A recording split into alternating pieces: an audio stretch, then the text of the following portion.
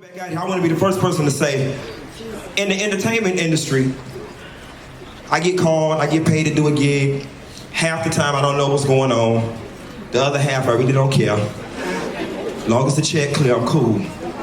I perform at funerals, bar mitzvahs, baby showers, weddings. I don't care, as long as the check clear. Stormy spoke earlier about people saying, oh, she a scammer, she taking y'all money. Why you going there? And I'll be the first person to admit, I was one of them. I was like, I don't want to go to no broken woman conference. Selling them hopes and dreams and stuff. But I was back there sipping on this wine, I'm gonna tell y'all something. Can I tell the truth? And y'all not gonna get mad if I tell the blood honest truth. She done fucked around and made a believer out of me. Yes, God. Nessa girl, I'm finna tell y'all all my little business, but I feel like I can because we family or whatever, and y'all hoes not gonna judge me. But anyway, girl, last week down to the bar with a Honda Cosby, I messed around and had sex with the wrong person by mistake. Now, I know y'all sitting here talking about what in the hell is this crazy drunk bitch talking about, but I'm about to tell you. Girl, it was one of them evenings when, you know, emotions was just making me cry sometimes. And so I put $40 in the jukebox, bitch. I was playing all the music all night. I had the whole bar rocking with love songs. By the way, the girls hate when I do that. I will R&B the hell out of a damn bar. That's a whole nother video. At any rate, all us down there, Cindy, Miss Kenny, you know, Miss Kenny down there drunk as fuck, rolling her kiki. We slapping five, having a good damn time. Why? Cause we alive. Baby, I was drinking that gin, and lo and behold, that shit made me sin. Now, for the sake of protecting people's identities, I need to come up with a name for this person. We are going to call this person Tim. Okay, so listen, y'all. It ain't no secret. I'm already, you know, messing with somebody down to the bar named Tim or whatever. Tim is the friend of a friend or whatever. We just gonna say Tim is a friend of Mike, okay? I'm messing with Tim, who is a friend of Mike.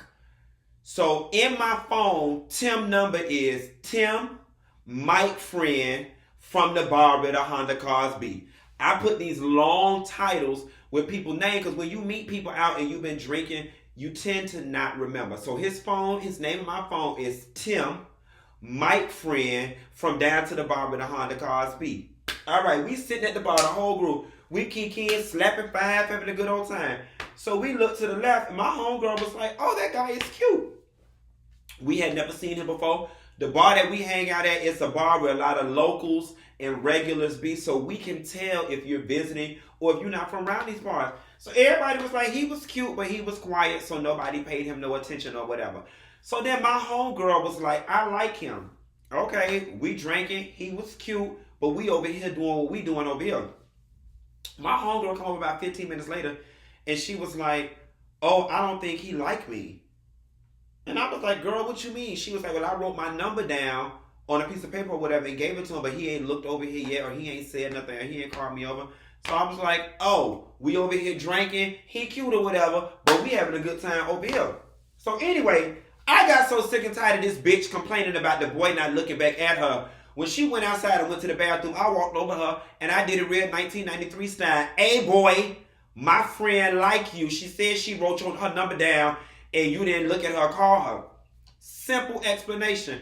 He was like, oh, well, the bartender and the bar back, when they cleaned up the area, they picked up all the trash. Now you see, going back to my earlier video with Iyanla, you see how we concoct stories and narratives in our head. Now she's sitting over there with an attitude, got low self-esteem, because she think this boy don't like her, and it must be because she unattractive, and that ain't had nothing to do with it. The simple explanation, the bartender threw the napkin away. Okay, so anyway, when my friend came back through the door, I grabbed her. I was like, look, his name is, lo and behold, his name happened to be Tim as well. Okay, so now they talking. It don't make me none because what? I'm over here drinking, we having a good time, he cute or whatever, but we over here doing what we doing with the jukebox. Okay, so later on that night, bitch, now we full. Every bitch in there in their cup. Miss Kenny is twerking the wall down, rolling that kiki. I'm amping him up. I'm buying shots for everybody because I got a little extra money from a little extra job that came through. Can a queen get 15 Don Julios with training wheels, please? Training wheels means salt and lime for those of you who don't hang out to the bar with a Honda Cars B. At any rate, now we all feeling good. So my friend go to the bathroom again. I'm dancing, drinking. I make my way over to where the boy, her Tim, is sitting. So he was like, oh, you know, you guys are so cool.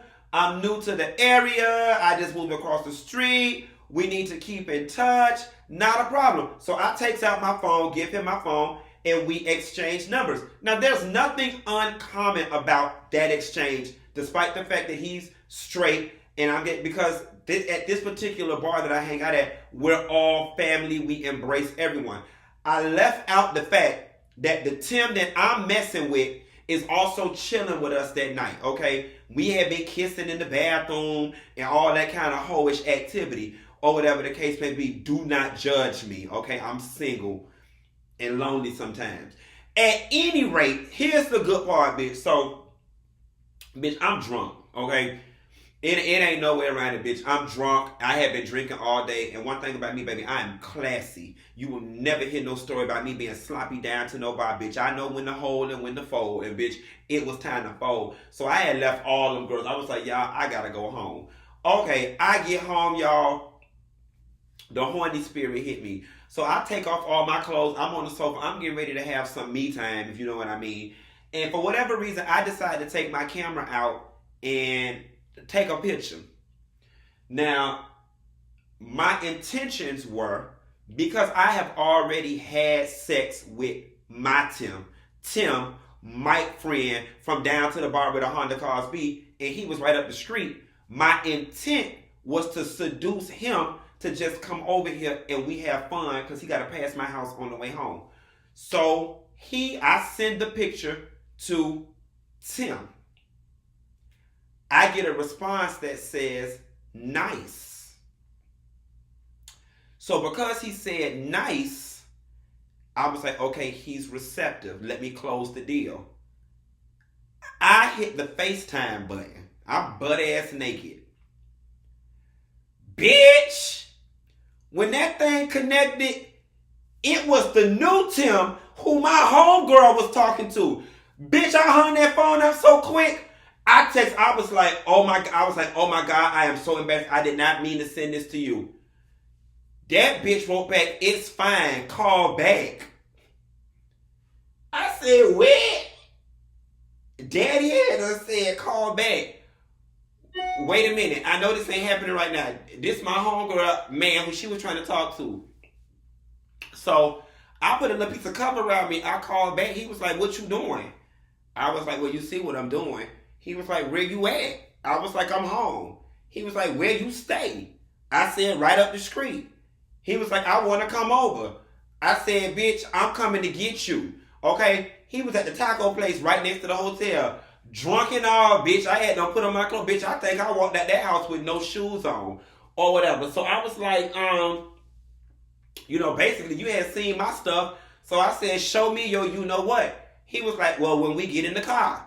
Okay, so when he got in the car, bitch, before I put that hoe in drive, I was reached over there to touch it. Okay, and Daddy had done pulled that thing out. I was like, okay, cute or whatever. And so we get back to my house, and we fool our life for about 2 hours. We fooled our life about 5 o'clock in the morning, and then I called Daddy an Uber, and he went home. And then I went to sleep and woke up the next morning and could not believe what had happened had transpired. But it was good or whatever. And I guess now I knew Dineva not gonna be coming to the bar with a Honda Cars no more, because he probably gonna be too shy and too ashamed or whatever the case may be. And when we was downstairs waiting on the Uber, this bitch said, oh my God, I did not know it was 5 o'clock. My wife is going to kill me. And that's where the story is, bitch. Do Jesus. Nessa girl, please do not judge me. I did not know that man was married before I hunched him. I knew he had a 12-year-old daughter. He was new to the neighborhood. That was all I do. All I knew. I don't purposely try to fuck married men, but if it happens, sometimes the cookie just crumble that way. That's my life. Don't judge me. The only difference is y'all hoes know my tea and I don't know y'all. So with that being said, be sure to like and subscribe. Bye.